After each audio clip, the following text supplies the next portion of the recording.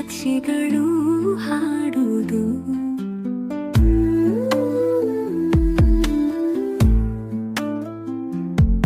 ಮಳೆಯ ಸೊಗಡು, ಮಣ್ಣಿನ ಸುಗಂಧ, ಹರಿಯುವ ನೀರು ನನ್ನ ಮನಸ್ಸು ತುಂಬಿ, ಅರಣ್ಯದಲ್ಲಿ ನಾವು ಕವಿತೆಯಂತೆ ಚಲಿಸುತ್ತೇವೆ. ನಮ್ಮೆಲ್ಲ ಕನಸುಗಳು ಅಲ್ಲಿ ನನಸಾಗಿ ಹೊಳೆಯುತ್ತವೆ.